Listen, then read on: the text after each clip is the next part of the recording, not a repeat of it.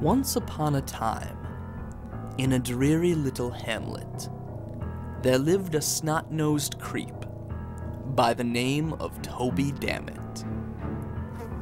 Toby was a young man with the attitude of a curmudgeon.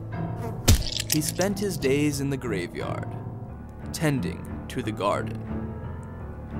As the groundskeeper, he looked over the tombstones, mowed renegade grass, and picked up any loose bones. Then one fateful day, he was visited by she, whose father owned the graveyard, the darling Annabelle Lee. Annabelle had brought her cat. It perched up on a grave, while she flirted with Toby and begged him to misbehave. Please come out, Toby. Let's play with my cat. Toby stopped himself and looked where the feline sat. Its fur was black like the darkest night, and its glowing eyes gave way to fright. Sorry, Annabelle, I must mow the grounds. Maybe later if you're still around. Annabelle shook her head and picked up a daisy. She taunted him. You're too lazy. I could finish the grounds in 20 minutes flat. Then we could go and play with my cat. I could do it that fast. Let's bet, Toby said. In fact, I'm willing to bet the devil my head. With that, he was off, zooming between markers. And as he sped, the days grew darker. The mower grew louder. Toby stared down. Just then, Annabelle's cat hopped to the ground. In an instant was the moment most dreaded.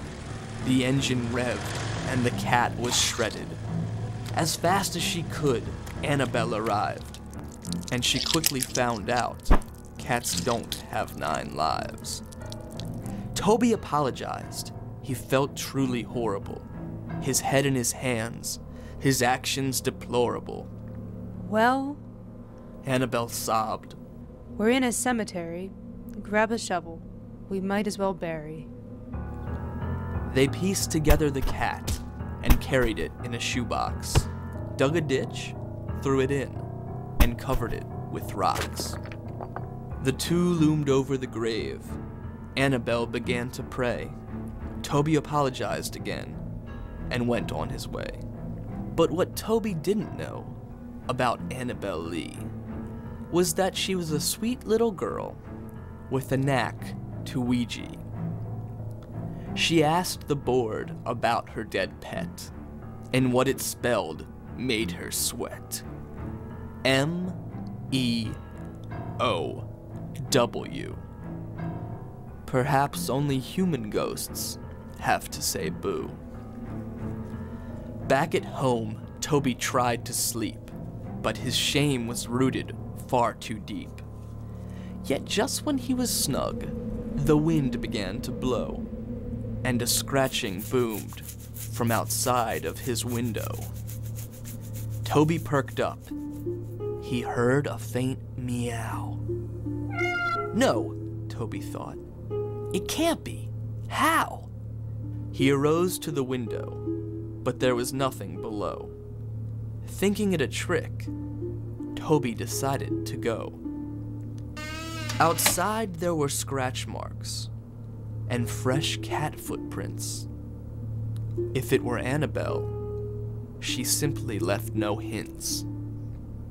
Toby grew nervous, his skin as cold as ice. Was he being haunted by a purring poltergeist? Just as he stood, on the verge of losing his mind, Toby Dammit spotted the phantom feline. It began to creep toward him, a walking kitten corpse. Toby waved his arms and tried to show remorse. He ran through the graveyard, screaming for help, but no one heard Toby or his feeble yelps. I'll be safe in the tool shed. I'll bet the devil my head. So he ran inside the little shack while his heart raced with dread. But safety was no option. There was no place to go when Annabelle's cat jumped in through a window. The kitten hopped up on a shelf, knocking over a weed whacker. The machinery came spiraling down, mutilating our unfortunate slacker. The cat looked on, because just like it was shredded, our dearest little Toby Dammit had also been beheaded. And so, the moral of the story that I have just read is that no matter what, boys and girls, never bet the devil your head.